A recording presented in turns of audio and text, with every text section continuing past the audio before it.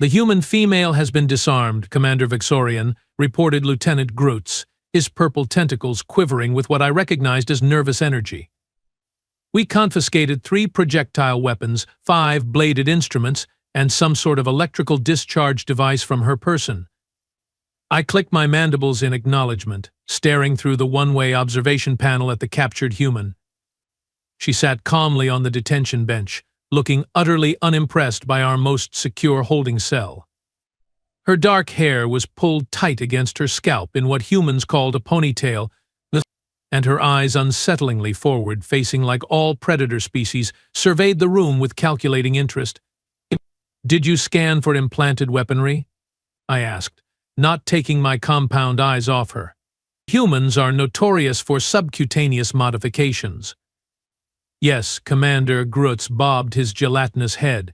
Full-spectrum scan showed nothing but standard bone reinforcements and a basic neural interface. No hidden weapons. I wasn't convinced. And the hands. Did you restrain them properly? Grutz paused. Well, no, Commander. Our restraints aren't compatible with human physiology. Their wrist joints bend in ways our cuffs don't accommodate. So you left the most dangerous part of her completely free. I hissed, my exoskeleton plates clicking together in annoyance. Dangerous? But Commander, they are just hands.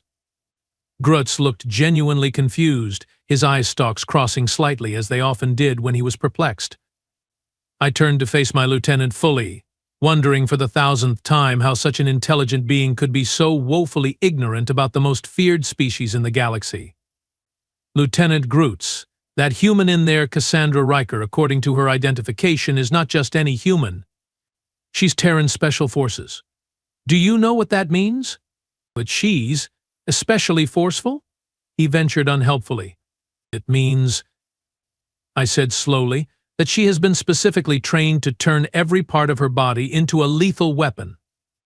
Those hands can break necks, crush windpipes, and dislocate joints with terrifying efficiency. Humans call it hand-to-hand combat. And they have perfected it over thousands of years of killing each other. Grutz's skin paled from its usual vibrant orange to a sickly yellow. But Commander, our species is 3 times stronger than humans. Surely we. Strength means nothing against technique. I cut him off. My first deployment was to Cygnus Beta. I watched a human female half my size kill 6 draconian guards, each twice her weight, using nothing but those just hands of yours. Lieutenant Grutz nervously shuffled his 4 feet. Should I assemble a security team, then? No, I sighed. That would only make things worse. One panicky guard, and we will have a diplomatic incident that could restart the war. Just be alert. And don't, under any circumstances, enter that cell alone. Yes, Commander, Grutz replied, still looking unconvinced. Admiral Zorn requests your presence on the bridge. The human government has sent a representative to negotiate for Riker's release. Fantastic, I muttered. Tell the Admiral I will be there shortly. And Grutz. Double the observation detail. If Riker so much as twitches suspiciously, I want to know about it. As Grutz scuttled away, I took one final look at our prisoner. She was now leaning back, appearing completely relaxed, as if being captured by alien forces was nothing more than a minor inconvenience. And then, galaxy preserve me, she looked directly at the observation panel, smiled, and waved. She knew exactly where we were watching from, despite the panel being indistinguishable from the rest of the wall. Typical human. They always seem to know more than they should. Admiral Zorn was not pleased. His cranial ridges were fully extended, a sure sign of agitation in Arthosians as he paced the command deck of our flagship, the inevitable Conquest. A diplomatic representative? He spat. That human was caught sabotaging our primary defense array. She's a spy, not some innocent tourist who wandered into a restricted area. With respect, Admiral, I said cautiously, human governance is complex. Their military operations often have plausible deniability built in. If their government claims she was acting independently, we have limited recourse under the Treaty of Proxima. Politics, the Admiral growled. Always politics with these humans.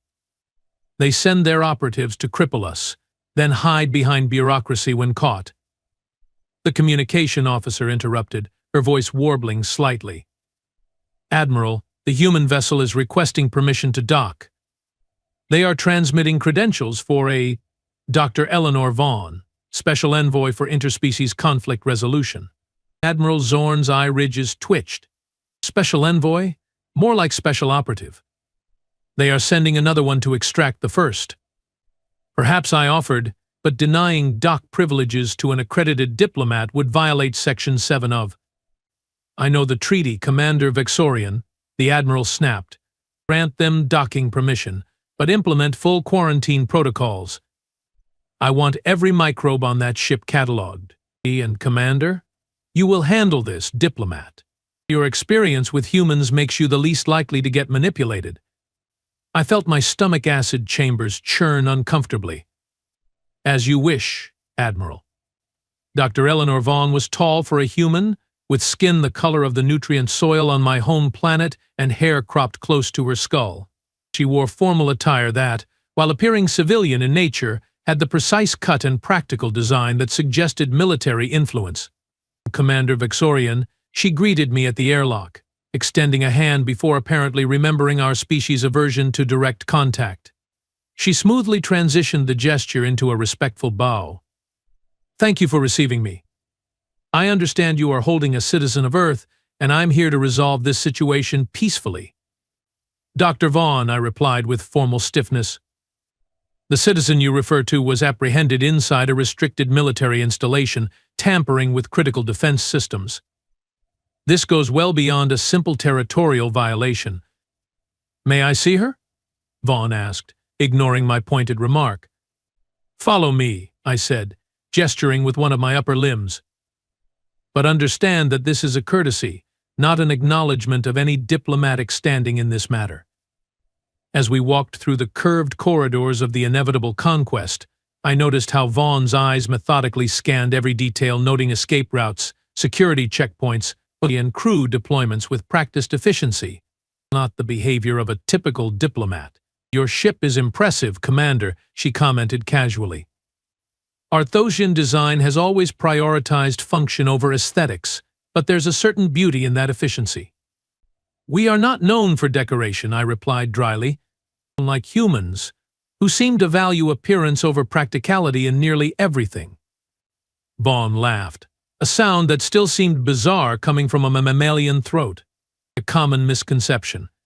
We have just learned to combine the two.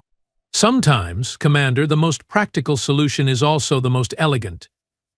We arrived at the detention level, passing through 3 separate security checkpoints. At each one, Vaughn submitted to scans with perfect cooperation, maintaining an air of professional patience that I found suspicious. Before you meet with prisoner Riker, I said, stopping before the final door, I should inform you that all interactions will be recorded and monitored. Any attempt to pass objects or coded messages will result in immediate termination of your visit. Of course she nodded, her expression neutral. Standard protocol. Though I'm curious, what kind of coded messages are you concerned about? Blinks? Taps? Hand gestures? The problem with preventing coded communication, Commander, is that anything can be a code if both parties agree on its meaning beforehand. I stared at her, mandibles twitching involuntarily. Was she deliberately provoking me? Are you admitting to planning covert communication with the prisoner? Not at all, Vaughn smiled. Just making an observation about the futility of certain security measures. But don't worry, I have no intention of doing anything except talking openly with MS. Riker. We entered the observation room, where Lieutenant Groots stood at attention, eye stalk swiveling nervously between us. Any changes in the prisoner's behavior? I asked him. None, Commander, Groots reported. She requested water, which was provided, and has otherwise remained seated. She did perform some strange repetitive movements with her arms and legs while seated, but the medical officer suggested it was just a human exercise ritual. Exercise? I turned to look through the panel. Sure enough, Riker was now doing what appeared to be stretches, methodically working through different muscle groups. Staying limber, Dr. Vaughn commented beside me. Smart. Prolonged sitting can cause muscle stiffness in humans. Or she's preparing for physical exertion, I thought but didn't say. You may enter the cell now, Dr. Vaughn. Lieutenant Grutz will escort you. That won't be necessary, Vaughn replied smoothly. I'm quite capable of walking through a door myself. It's not about capability, I said. It's about security. Commander, she looked directly into my compound eyes, her gaze unnervingly steady. If you are concerned that I might help Cassandra Riker escape, having Lieutenant Grutz present won't prevent that. It will only give you one more casualty to explain to your superiors. The calm confidence with which she delivered this statement sent a cold sensation through my exoskeleton. Before I could respond, Admiral Zorn's voice crackled through my communication implant. Let her in alone, Commander. If they try anything, we can lock down the entire section. I want to see what these humans are planning. Reluctantly, I nodded to Grutz, who keyed in the access code. The cell door slid open with a soft pneumatic hiss. Dr. Vaughn stepped inside, and the door closed behind her. I quickly adjusted the audio feeds to maximum sensitivity. Dr. Eleanor Vaughn, Riker said from her seated position, not bothering to stand. They sent you? Things must be worse than I thought. Hello to you too, Cassie, Vaughn replied, taking a seat opposite her. You have caused quite the diplomatic incident. Again. Not my fault this time, Riker shrugged. Their security protocols were explicitly outlined in the treaty appendix. I was just testing compliance by sabotaging their defense array. Vaughn raised an eyebrow. I didn't sabotage anything, Riker protested, looking almost offended. I was installing an upgrade. The vulnerability I found could have been exploited by anyone. I was doing them a favor. I clicked my mandibles in disbelief. The audacity. And did you inform anyone of this favor? Vaughn asked. I filed the appropriate notification with the Joint Security Commission, Riker said, stretching her arms overhead in a way that made me nervous. 72 hours in advance, as required. Not my problem if the Arthosians don't check their secure communications. I hurriedly keyed a message to Admiral Zorn, requesting verification of this claim. If true, this entire situation could become embarrassing very quickly. So, Riker continued, lowering her voice slightly, what's the extraction plan?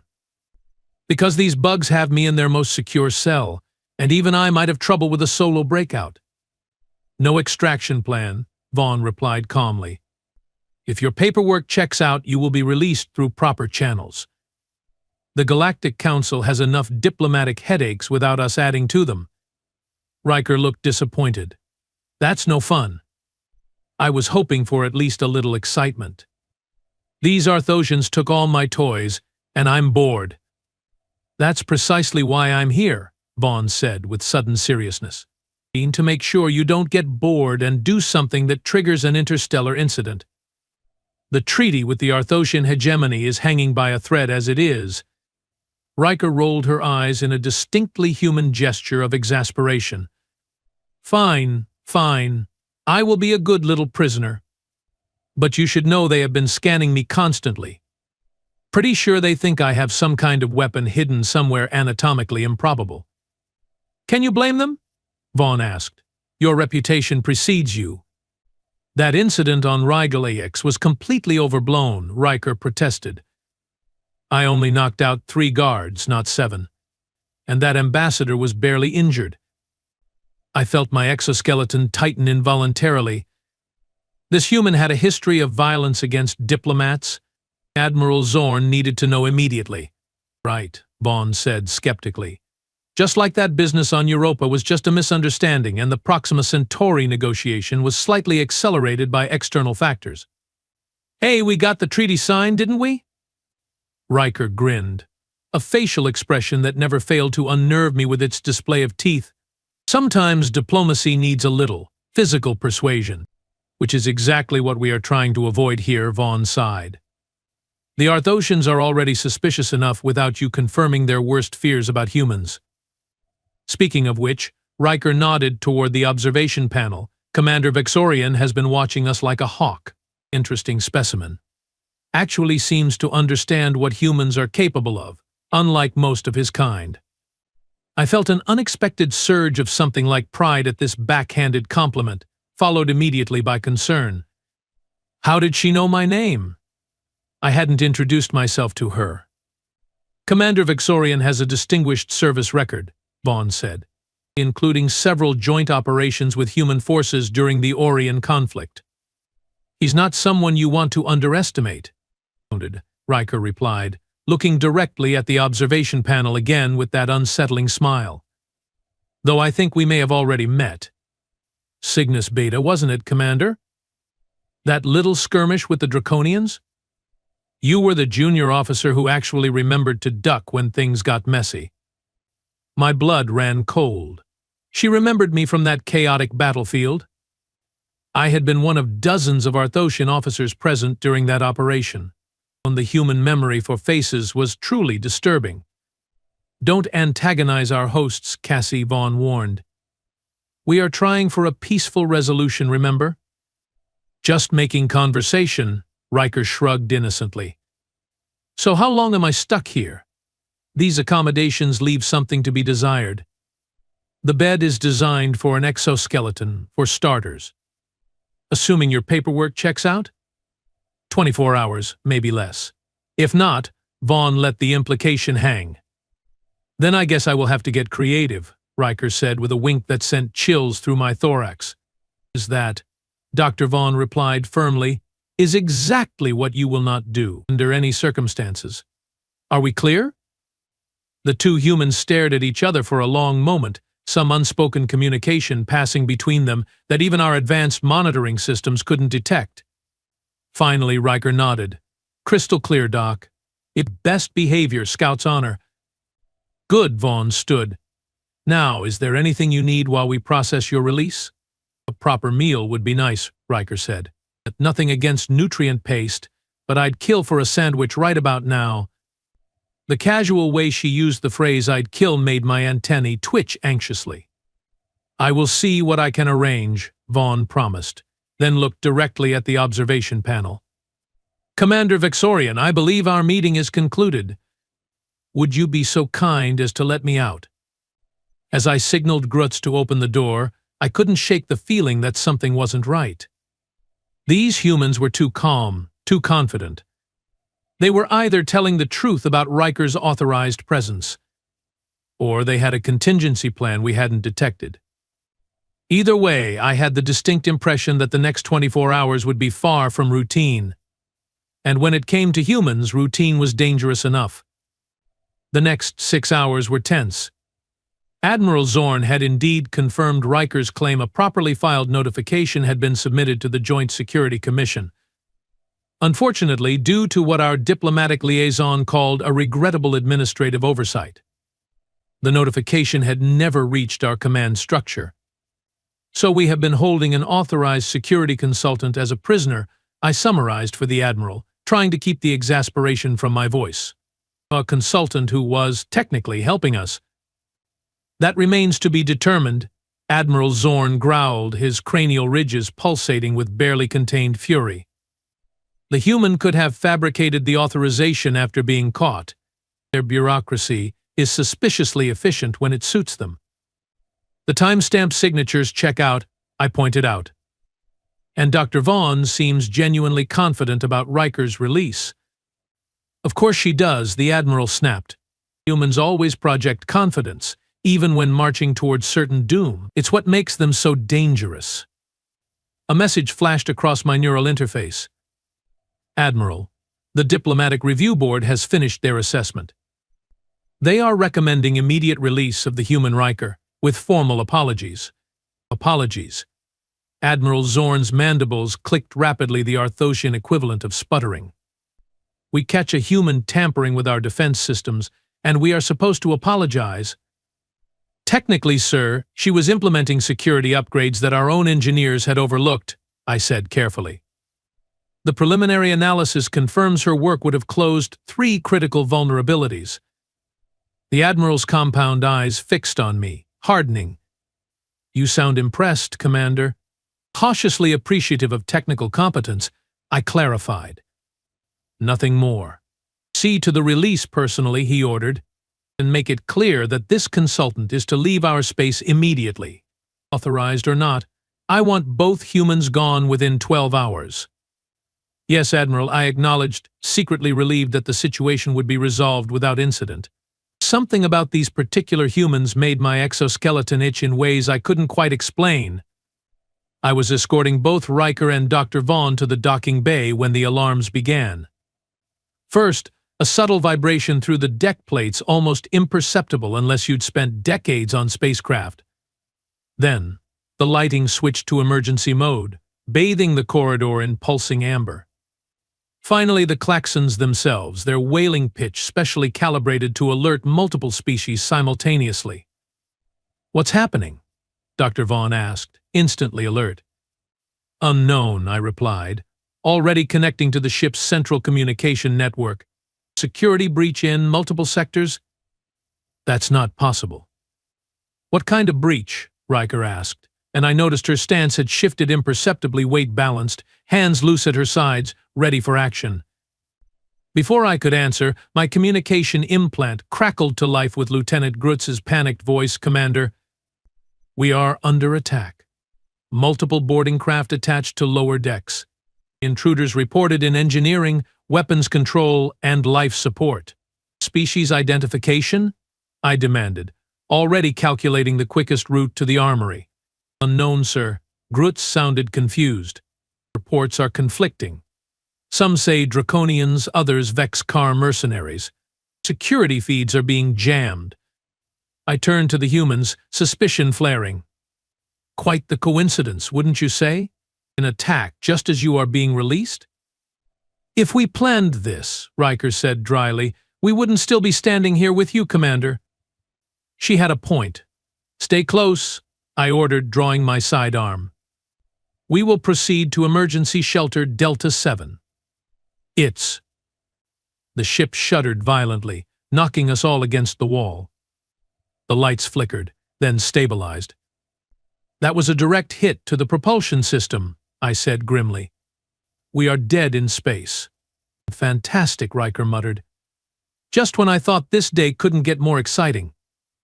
Dr. Vaughn gave her a warning look before addressing me. "Commander, whatever's happening, we should assume the attackers know you have humans aboard. We may be targets." "Agreed," I said reluctantly. "Change of plan. We will head for the Auxiliary Command Center. It's more defensible, and we can assess the situation better from there." As we moved through the increasingly chaotic corridors, passing crew members rushing to battle stations, I couldn't help noticing how the humans kept pace effortlessly. Despite their inferior strength, their endurance was remarkable, another evolutionary trait from their predator heritage. "Commander Vexorian," my implant came alive with Admiral Zorn's voice. "Report your position and status of the human prisoners." "They are not prisoners anymore, sir," I corrected automatically. "And we are en route to Auxiliary Command, Section G15. Negative. Bring them directly to the main bridge." "That's an order, Commander." I hesitated. Something felt wrong. "Sir, protocol dictates." "This supersedes all protocols," the Admiral cut me off. "The humans are key to this attack. Bring them to me immediately." The communication cut off abruptly. I looked at the 2 humans, who had obviously heard nothing of the exchange. "Change of destination," I announced. "We are headed to the main bridge." Dr. Vaughn's eyes narrowed slightly. "Any particular reason?" "Admiral's orders," I replied curtly. "This way." "Nee." As we navigated through less traveled maintenance corridors, Riker spoke up casually. "So, Commander, what exactly did the Admiral say about us?" I glanced at her sharply. "What makes you think he said anything specific?" "Your mandibles twitched in that particular way they do when you are conflicted," she said, watching me with those predator eyes. "And you changed our destination immediately after his call." Doesn't take a genius to connect those dots. I remained silent, unsettled by her perceptiveness. Look, Riker continued, if he thinks we are somehow involved in this attack, you should know that's ridiculous. Why would we sabotage your ship while we are still on it? Humans have been known to sacrifice themselves for strategic advantage, I pointed out. Dr. Vaughn laughed, a short, sharp sound without humor. Trust me, Commander, if Earth wanted your ship destroyed, we wouldn't send our personnel aboard first. We have much more efficient methods. Another explosion rocked the ship, closer this time. Emergency bulkheads began slamming shut throughout the vessel. We need to hurry, I urged, picking up pace. Those bulkheads will cut off our route to the bridge. We rounded a corner and found ourselves face to face with three figures in sealed combat armor. Their design was unfamiliar, not draconian or Vex-Kar as reported. Before I could react, they raised their weapons. Down, Riker shouted, shoving me sideways with surprising strength. Energy bolts sizzled through the space where I'd been standing. I returned fire from my prone position, but their armor absorbed the shots without visible damage. Projectile-resistant plating. I hissed in frustration. My sidearm isn't powerful enough. Riker was surveying the corridor, her eyes calculating. Vaughn, remember Sirius Prime? Seriously. Dr. Vaughn replied, pressed against the wall. That's your plan? Got a better one? Riker challenged.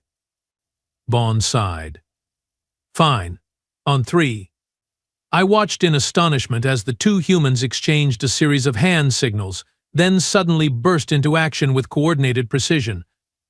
Riker sprinted directly at our attackers, a suicidal move by any tactical assessment, while Vaughn moved to flank them. The attackers, equally surprised by this reckless charge, focused their fire on Riker, who moved with uncanny speed, dodging energy bolts that should have been impossible to avoid at that range.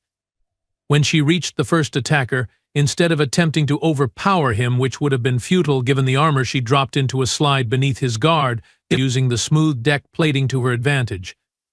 In the same fluid motion, she somehow removed a panel from his armor's knee joint and drove her fingers into the exposed mechanics. The attacker's leg locked up immediately, toppling him forward. Meanwhile, Dr. Vaughn had circled behind the group and executed a leap that defied human physiological limitations, landing on the back of another attacker. Her hands found the seam between helmet and shoulder plates, inserting something I couldn't see. The second attacker convulsed and dropped, systems apparently shorted out. The third, realizing his disadvantage, attempted to retreat, but Riker was already there, having somehow acquired one of their weapons. She fired point-blank at the helmet visor, the only potentially vulnerable point, and the attacker crumpled. The entire encounter had lasted perhaps 15 seconds. What? I managed, struggling to my feet. Was that? That, Riker said, examining the strange weapon she'd acquired, was us saving your life. You are welcome. But how did you? I gestured helplessly at the downed attackers. Special Forces training, Dr. Vaughn said simply, as if that explained everything. Now, let's see who we are dealing with. She knelt beside one of the fallen attackers and removed the helmet, revealing a face that made my blood freeze. The features were Arthosian but distorted, altered, with cybernetic implants that no legitimate military or mercenary group would use. Splinter faction, I whispered in horror. Extremists from within our own species. Well, that complicates things, Riker observed. Internal conflict? Worse, I said, examining the modifications more closely. These are purists. They believe any species that signed the Galactic Accords has been corrupted. They seek to restore the Arthosian hegemony to its pre-treaty military dominance. And attacking your flagship with humans aboard would provide the perfect pretext for breaking the treaty, Dr. Vaughn concluded grimly. Frame us for the attack, restore the state of war. My communication implant buzzed again. Commander Vexorian, the bridge has been breached. The Admiral is static, cut off Lieutenant Grutz's transmission. We need to get to the bridge, I said urgently. if these purists have taken control. They will broadcast false evidence of human aggression throughout your empire, Riker finished. Clever. But we still have a problem, Dr. Vaughn pointed out. Those sealed bulkheads block our direct route. I calculated quickly. There's another way through the maintenance shafts. It's tight for my species, but… Lead the way, Riker interrupted, checking the weapon she'd appropriated. Time's running out. The maintenance shaft was indeed uncomfortable for my exoskeleton, but I managed to navigate it with only minor scrapes. The humans, with their flexible vertebrae, moved through with disturbing ease. We emerged 2 sections away from the bridge, in a corridor showing signs of heavy fighting. The bodies of both crew members and attackers lay scattered, evidence of the inevitable Conquest security team making a last stand. Stay alert, I whispered unnecessarily. The bridge access will be heavily guarded. How many entrances? Riker asked. All business now. 3.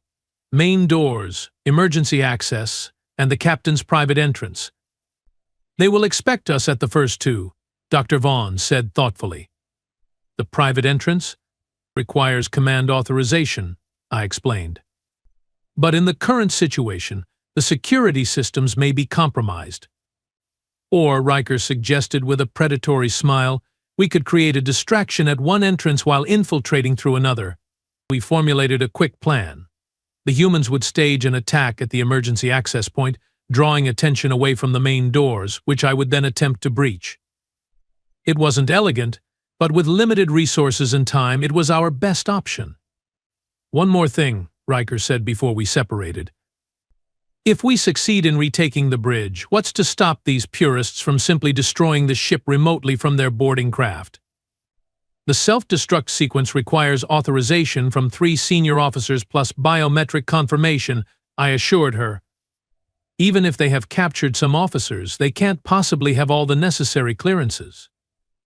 Unless, Dr. Vaughn said quietly, they brought those officers with them. Conspirators. The thought was chilling but not implausible. The purist movement had been growing in secret for years, recruiting from all levels of our society. Then we will have to be quick, I said grimly. Neutralize the bridge crew before they can initiate any irreversible commands. Quick and quiet, Riker agreed, checking the alien weapon one final time. Ready when you are, Commander. The plan worked better than I dared hope. The humans' distraction, which involved more improvised explosives than I cared to ask about, drew most of the purist guards to the emergency access point. I managed to override the main door with my command codes, which thankfully still functioned. What we found inside, however, was worse than anticipated. Admiral Zorn stood at the central command console, surrounded by purist soldiers. But he wasn't their prisoner, he was giving orders. Status of the human broadcast? He demanded of a communications officer. Ready, Admiral, came the reply. Once activated, it will transmit across all hegemony channels. The evidence against the humans is overwhelming. Excellent. The Admiral's voice held a fervor I'd never heard before. Prepare for final. Admiral Zorn, I called out, stepping onto the bridge with my weapon raised. Stand down immediately. The entire bridge crew turned, shock evident even on their altered faces. Commander Vixorian, Zorn's mandibles clicked in genuine surprise. You are supposed to be dead, along with those human conspirators. Funny thing about humans, I replied, keeping my aim steady. They are remarkably difficult to kill. It's a trait I'm currently grateful for. You don't understand what's at stake, the Admiral said, his voice taking on an almost pleading quality. The treaty has weakened us, made us dependent on species who would destroy us given the chance. The purists are the only ones willing to take necessary action. By framing humans for an attack they didn't commit? I challenged. By betraying your oath to the hegemony? Sometimes loyalty requires difficult choices, Zorn replied. The hegemony will understand once we have restored our rightful place in the galaxy. I don't think so, came Riker's voice from behind me as she and Dr. Vaughn entered the bridge, weapons trained on the purist soldiers. Your little conspiracy ends here." For a moment, no one moved. Then Admiral Zorn lunged for the console. "Initiate Protocol Omega. Authorization Zorn 7-9 Alpha. Override," I shouted, diving toward him. "Vexorian 3-8 Delta." The computer's neutral voice responded, "Conflicting authorization. Security protocols engaged. Command functions locked." I tackled the Admiral away from the console, using my superior weight to pin him. The purist soldiers raised their weapons, but hesitated, unwilling to fire with their leader in my grasp. That hesitation was all the humans needed. With movements too fast to track clearly, Riker and Vaughn incapacitated 3 soldiers before the others could even aim properly. What followed was a blur of precise violence that left me, once again, astonished by human combat capabilities. Limbs twisted at impossible angles. Bodies thrown with leverage that defied physics. Those infamous human hands finding pressure points and vulnerable spots with surgical precision.